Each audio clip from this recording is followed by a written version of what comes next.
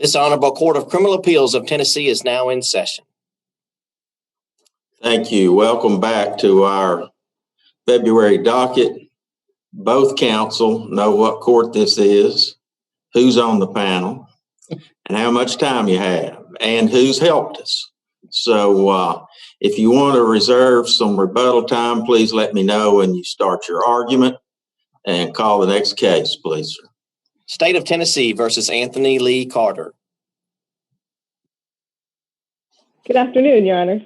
May it please the Court, Jessica Butler with the Appellate Division of the Public Defender's Conference on behalf of the appellant, Mr. Anthony Carter. With the Court's permission, I'd like to request 2 minutes of rebuttal time. Very well. Thank you, Judge. So, Mr. Carter is one of a few unfortunate individuals who are currently caught in legal limbo.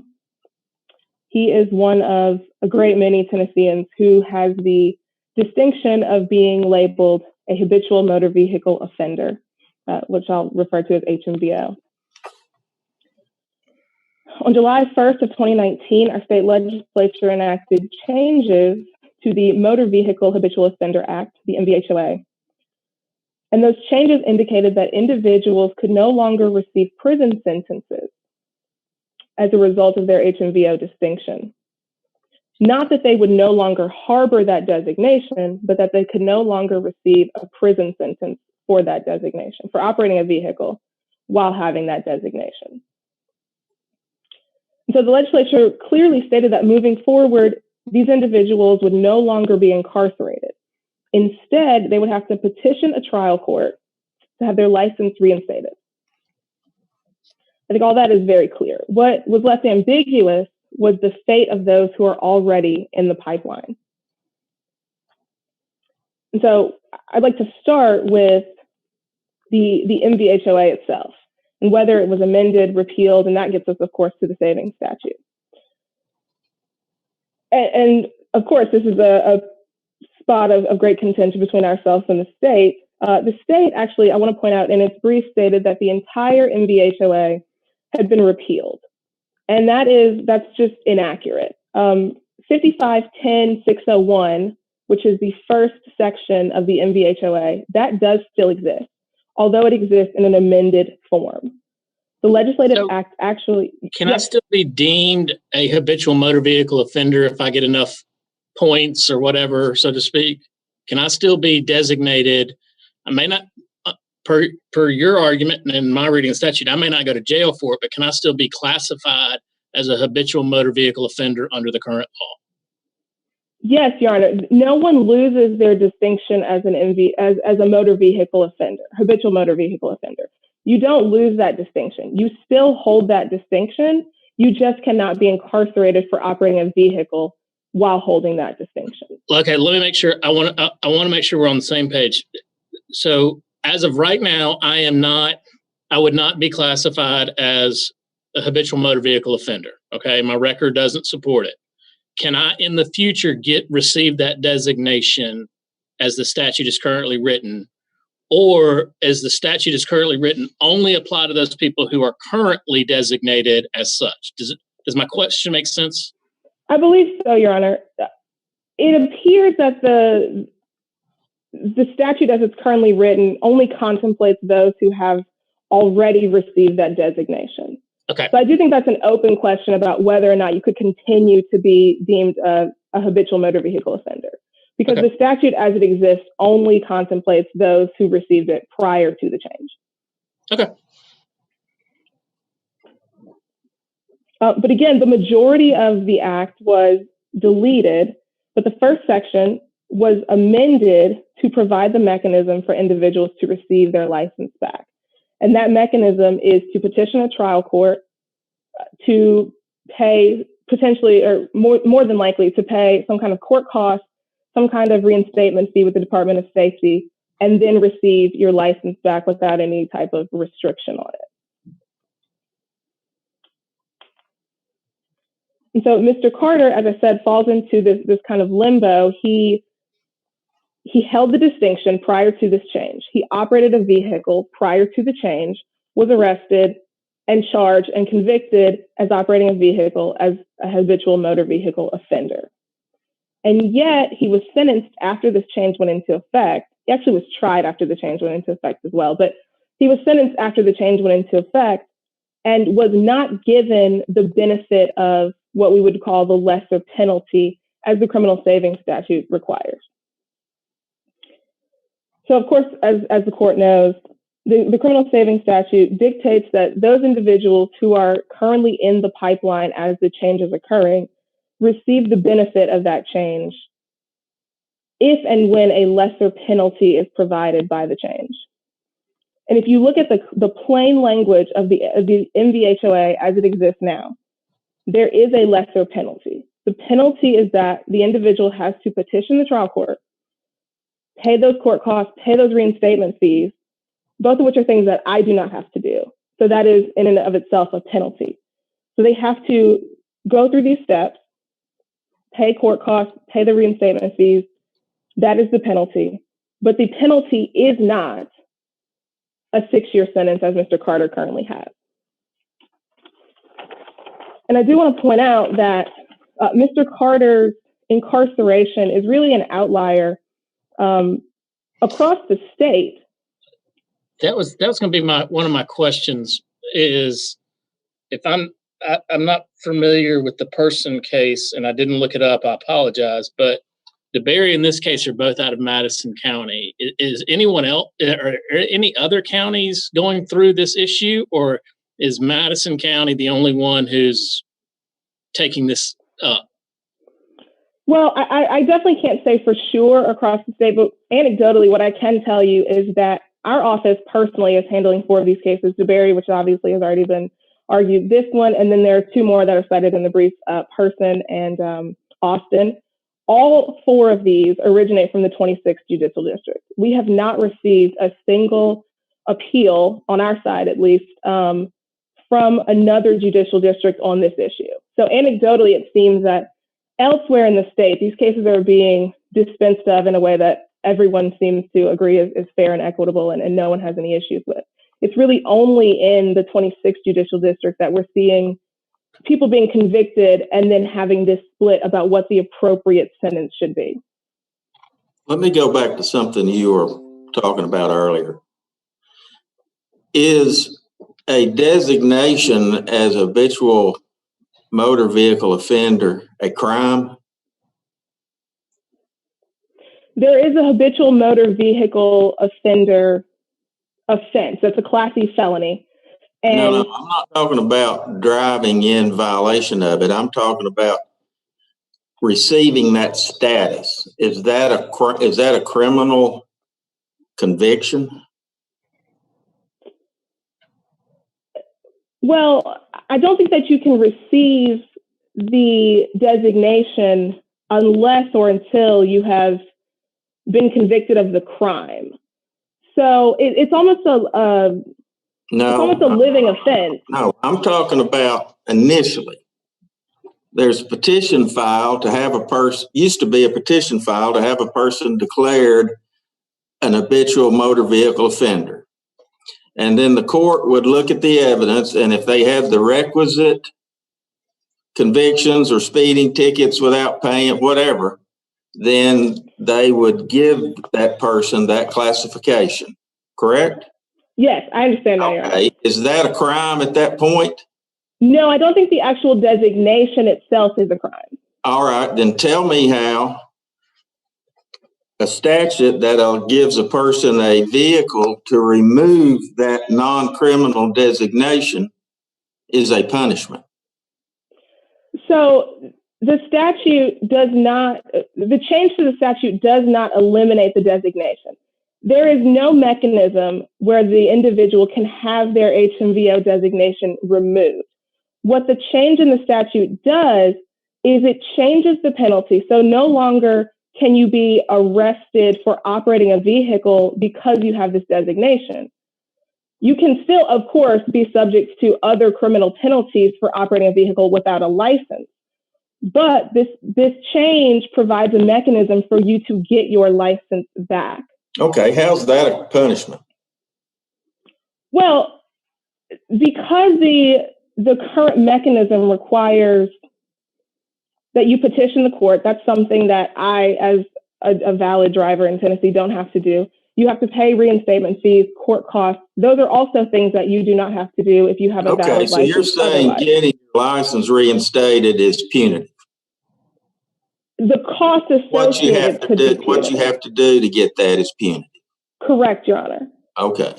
Correct. And it's not punitive in the way that I think the state is characterizing it, and that we typically would think of punishment. But it is a penalty. It is punitive still. Obviously, in many instances, the court costs and the reinstatement fees could be a barrier to someone getting their license reinstated, just regardless of HMVO designation or not. So yes, absolutely. Fines, fees, court costs, those things can be punitive, even if we're not talking about incarceration as the penalty. We're essentially swapping incarceration for a fine or fee. Do we consider in other cases, let's just say it's a theft case or whatever, do we consider the court cost and those fines as punitive? So or are they just kind of the cost of doing business? And I don't mean to be flippant about it, but No, absolutely. So court costs, obviously, that's kind of the cost of doing business, but fines, absolutely, fees, absolutely can be part of that calculus. A lot of times fines are part of a defendant's conviction, right? They're part of the sentence. And so in this case, it's not exactly a one-for-one, sure, but the fees associated with getting your license reinstated are essentially akin to the fine that you would have to pay with any other offense. Say, there are obviously Class E felonies where it's a fine-only offense. So the fees associated with the reinstatement are akin to a fine-only offense. Okay.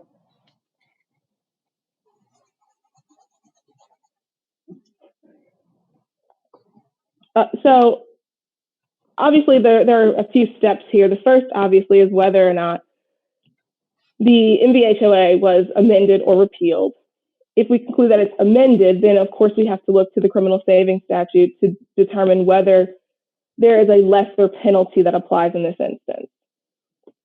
And then of course you have to look at the legislative intent. What did the legislature intend to do in this instance? Well, let me ask you, and then I'm going to actually let you make your argument. I apologize. But we only get to the legislative intent if there's an ambiguity in the statute. Right. Well, I think so the fact that we are here, I think the fact that we're here really indicates the ambiguity. As I said, there are 4 cases out of this district right now. 2 are state appeals, 2 are defense appeals, 2 different judges applying the criminal savings statute in 2 separate ways. So clearly there's some ambiguity here about how the criminal savings statute should be applied in this instance. And I think that is how we get to the legislative intent. Because there seems to be some confusion about how the criminal savings statute applies in this instance, that's how we get to the legislative intent. And if you look to the legislative intent, I think it's very clear that the legislature was trying to, one, probably first and foremost, save money. There are multiple comments from lawmakers, sponsors of this bill, that said they were attempting to save, by their estimation, $13 million by reducing incarceration costs, by incarcerating these individuals. There also are comments that are cited in our brief, of course, about saving incarceration for the, quote, worst of the worst. And that it's their desire to reduce, they specifically say reduce, not eliminate, to reduce penalties associated with several different offenses. And so I do want to just make it very clear that we are in no way, shape, or form asking the court to vacate Mr. Carter's conviction. Absolutely, he will still have a conviction on his record for driving in violation of his HMVO designation. But we are asking the court to do is to impose the penalty that the legislature, the other judges in this district, and presumably judges, district attorneys, and public defenders in the rest of the state have concluded is the appropriate penalty, which is no prison time, but a fine or fee for reinstatement. How should the judgment read according to you? I think that the judgment would read as it reads in any other case where the person is convicted of a Class E felony, where the punishment is a fine only. So what's the fine in this case? The jury imposed a fine? The jury did not impose a fine, but again, the fine would be the reinstatement fees. No, it isn't. That's not a fine. It may be punitive, but it's not a fine. I mean, that judge can't go back and fill in the blank where it says fine when the jury didn't impose a fine, can he? Or she? No. All right, then how should the judgment read?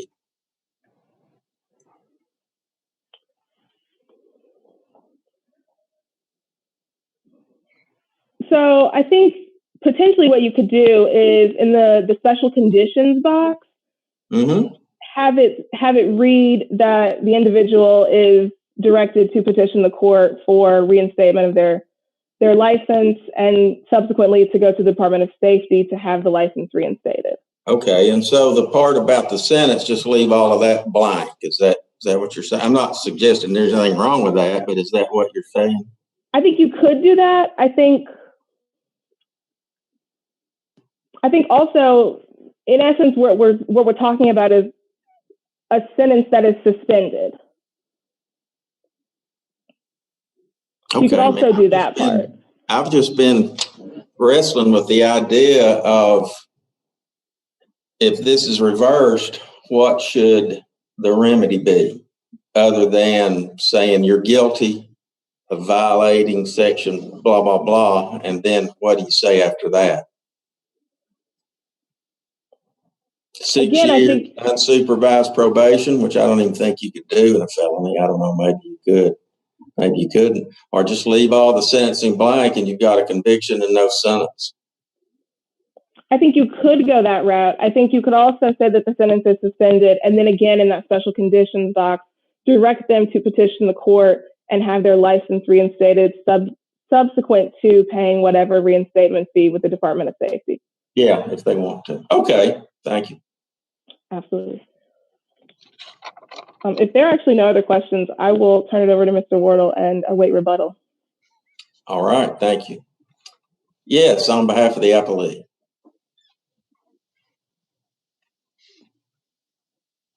I think I'm off mute now. Afternoon, Your Honors. Jonathan Wardle for the state of Tennessee. I guess I want to start with the state's position is that the criminal offense was repealed. Is what? I didn't understand you.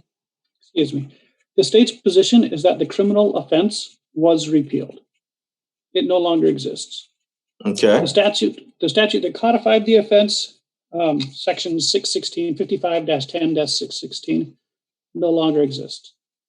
The only statute in that entire part of the code has nothing to do with criminal penalty whatsoever. It's also the state's position that the entire Motor Vehicle Habitual Offenders Act was repealed. And I understand counsel's position that, well, there's still a statute there.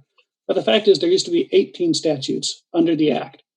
And one of those statutes actually was a short title for the act. And, it was an entire scheme. That scheme is gone. So the fact that there's a statute now in the place where that statute used to be doesn't mean that the entire act survived. But regardless of whether any portion of the act survived or not, the criminal offense is certainly gone. With that in mind, I want to turn to the saving statute. And I will just read here from the saving statute. Is the designation going? Back to the question I was trying to ask Ms. Butler. As of right now, I have not been designated a habitual motor vehicle offender. Can I, at a subsequent date and time, be designated as a habitual motor vehicle offender if, according to you, the act has basically been gutted and gone?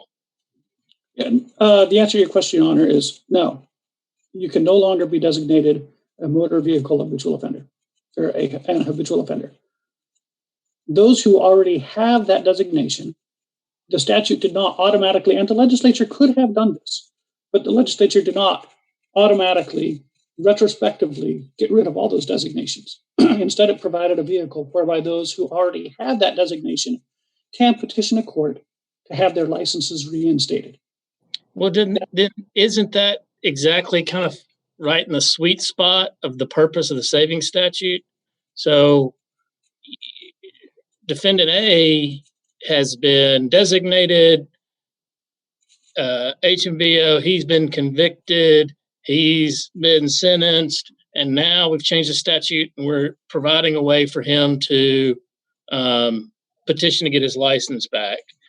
And then you got defendant B who got convicted, but before he got sentenced, we changed the law and we basically did away with everything, but we have to give him the ability to get his license back, just like we had to give defendant A the ability to get his license back. I mean, isn't that the whole purpose of the savings statute? Is starting usually July 1 of whatever year, this just isn't an issue anymore in the state of Tennessee. But because there may be a person here or there who still kind of fall under this, we've provided a statute that allows, for lack of a better way of saying it, a way out for them.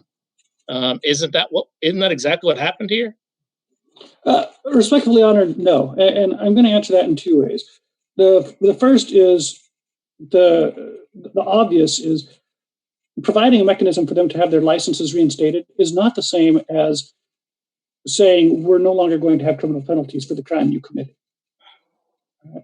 Under the hypothetical that you provided, one was convicted and sentenced, one was convicted but not yet sentenced. They both committed a crime. The statute doesn't say, the surviving statute, if you want to call it that, whatever statute's in place, doesn't say anything about what to do with those convictions. And getting your license reinstated doesn't mean that you no longer have to serve time for the crime you committed. It just means you can still have a license. So respectfully, that's answer one. The second answer actually goes to the purpose of the savings statute. I was doing a little research last night in preparation for argument, and I ran across something I honestly didn't know. It turns out that prior to the enactment of the savings statute, at common law, whenever a criminal offense was repealed or amended, even if it increased the penalty, all prosecutions were abated at that point immediately. That was it. And I have here an 1815 case. It's Roberts v. State. It's 2 Tennessee Reporter 423. And at page 425, it says, the repeal of a penal statute operates as a pardon of all offenses committed before that time and supersedes the jurisdiction of the criminal courts, except where the repealing statute contains a provision expressly saving the right to prosecute. So if the legislature didn't want to automatically, essentially pardon everybody who had committed the crime before the amendment, the legislature had to act in each case.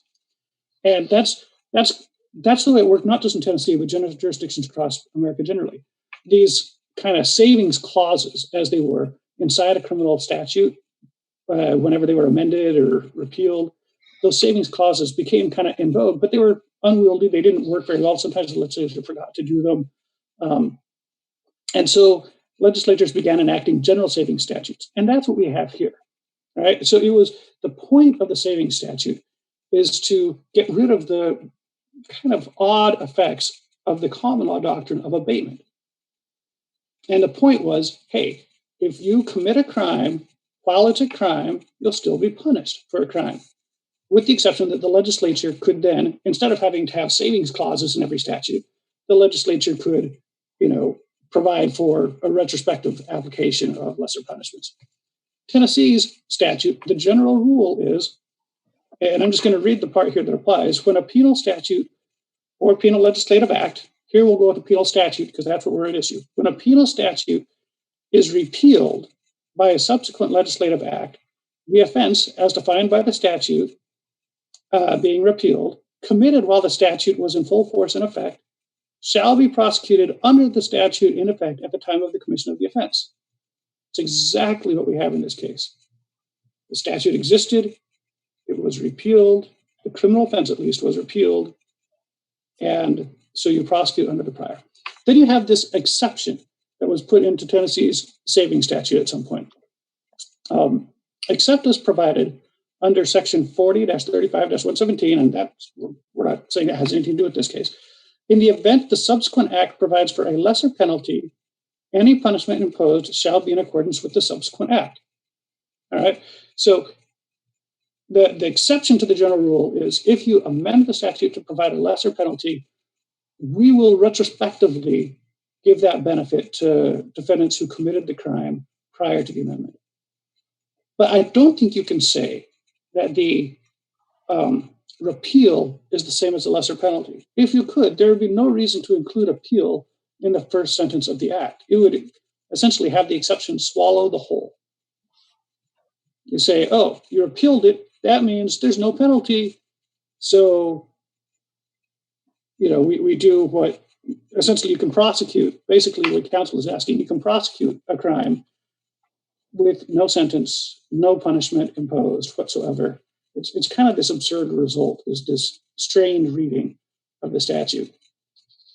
So I hope that does that answer your question? A little bit absurd result going the other direction. If the statute had been amended to say that a person that drives in violation of the Habitual Motor Vehicle Offender Act is sentenced to 30 days in jail or 30 days suspended, then this man would have gotten the benefit of that, correct? Under the way the saving statute is written, correct. Okay. But we're going to say that not only did they decide the punishment should be dramatically reduced, they decided it ought to be completely done away with. And so therefore he gets 6 years in prison. And I understand that sounds a little bit weird to me, for lack of a better word. And I understand that position, Your Honor. And that is something that actually, as I was doing the research, is something that several jurisdictions are struggling with.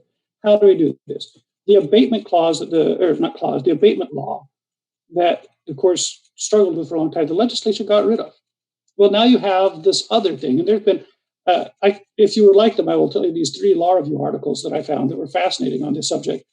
But the point that I get from all the research is that, yes, it may be considered an absurd result one direction or the other direction, but the legislature is the one that gets to make that decision. True.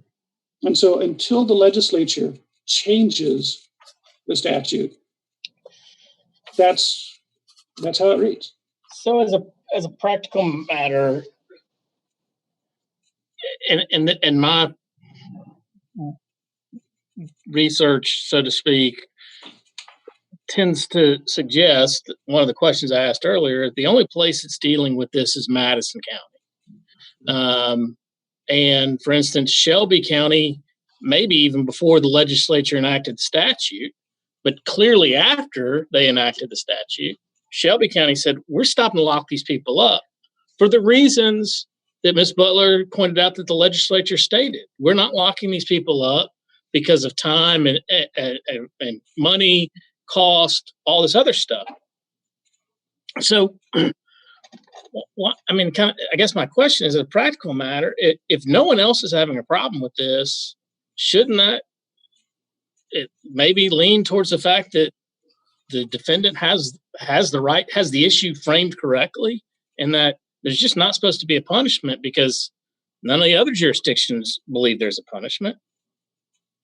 Well, yeah, first of all, I'm not prepared to say what's happening in all the other jurisdictions.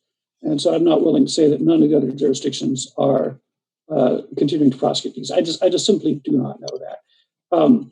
As far as what Madison County has chosen to do, I think it's within a prosecutor's discretion, or at least it always has been, to choose whether to prosecute a crime after, that was committed before the repeal. And if the prosecutors in Shelby County want to say, you know what, we think it doesn't make sense, that's within their discretion. And if the prosecutor in Madison County says, you know what, this is a guy with an extensive criminal record who we think needs to be, serve his time for committing a crime when it was a crime, then that's within their discretion too. You and I may disagree as to whether that was a good use of that discretion, but that doesn't mean we throw out what the prosecutor wasn't able to do.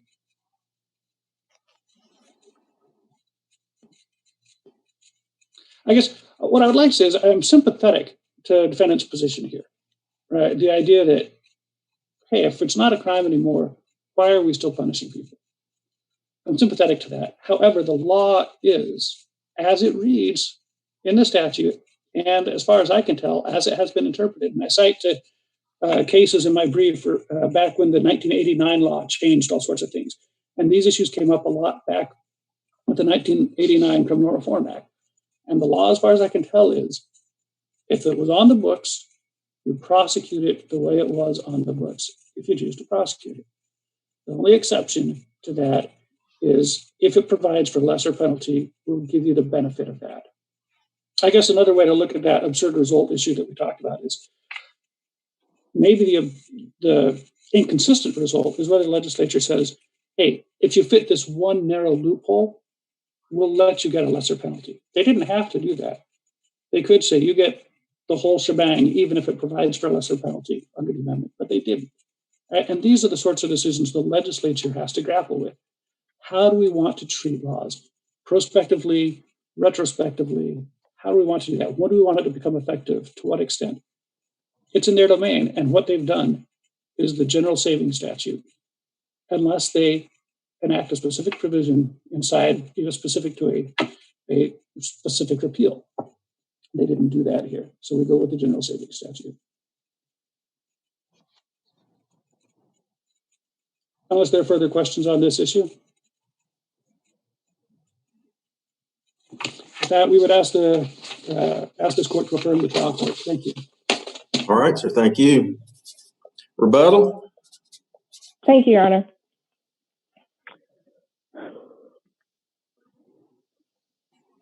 I genuinely wish that Mr. Wardle's interpretation of the statute was as simple as he is making it sound, but it simply is not. For starters, and we seem to be going in circles here, but for starters, the act was amended, it was not repealed. And absolutely, if the statute was repealed, yes, this would be a much clearer case. But based on the plain language of the act was amended, parts were deleted, and this portion was substituted to provide the specific mechanism for individuals who are, again, in that pipeline, who have this designation, but should not, in the legislature's view, be incarcerated for operating a vehicle. How is the act not repealed if I currently sit as not designated under this statute and can never be designated under the statute, whereas 2 years ago, if I got enough points at some point in time, I could be designated under the statute? In other words, if I can never receive the title of HMVO offender ever again, how can you not say the statute's been repealed? I'm sorry, Judge Thomas, I don't know if I was going to just say, what's the difference in amending something out of existence and repealing it? Yeah. Well, I think almost what happened here was the legislature was attempting to maybe split the baby, that prospectively this is repealed, but retroactively there is a lesser penalty provided for those individuals who are still in this pipeline. And I understand that that's a little unorthodox, but I think that's almost the only way to read the legislative intent here, is that prospectively, yes, we have amended it out of existence, but there are still hundreds, thousands of individuals who are still affected by this designation because they received it prior to the change. And for those individuals, retroactively, we are applying a lesser penalty, and this is the lesser penalty. So if they're saying, and I'm not holding you to your words here, but if they're saying that we have prospectively repealed the statute, and that's what they were trying to accomplish when they did what they did, then my reading of the statute, there is not an ambiguity. Now, do these people in the center create an quote issue and an ambiguity? Yes, they may in of themselves, but the language of the statute doesn't create an ambiguity. If the language of the statute doesn't create an ambiguity, then I never go to the legislative history. Rather, I just have these people in this gray area that, oh, wait, how do I deal with them? Well, there's this thing called the savings statute, and that's how I deal with them. Well, the ambiguity arises when we look at how it's being applied. That maybe the actual plain language itself is not ambiguous, but how it's being applied has created the ambiguity. Well, it's create the ambiguity is to me, obviously more research is going to need to be done before we do anything with this case. But I mean, to me, as I listen to your arguments, the ambiguity is created because you have judges treating it differently. The legislature and their words don't create an ambiguity, and if they don't create an ambiguity with their words, then I don't need to go back and listen to what they said as to why they did what they did. It is up to us and up to determine, okay, well, one judge applied it this way, one judge applied it that way. There's the ambiguity, there's the conflict, and that's why we have a saving statute to give us guidance and to give the prosecutor guidance and the trial judge guidance as to how you deal with it. Well, I think even the issue of was it prospectively repealed, retroactively applied, I think even that is ambiguous. That too is an ambiguity. And so when you get to that ambiguity, you have to go to the criminal saving statute, which provides for a lesser penalty, which again is ambiguous. What is the lesser penalty? And that's how we get to the legislative intent of what the legislature ultimately was trying to do, which was to no longer incarcerate these individuals. So there are multiple layers of ambiguity, which is essentially why we're here, because we have our position, the state has its position, and these two judges in Madison County have their positions as well.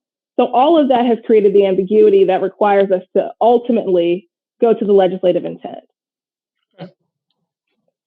So ultimately, we're just asking this court to enact the will of the legislature, the will of the other judges in Madison County, and other judges potentially across the state, and to not vacate Mr. Carter's conviction, but to remove the requirement that he serve his sentence in prison and instead give him the opportunity to have that reinstatement fee and get his license back. Thank you, Your Honor. Thank you.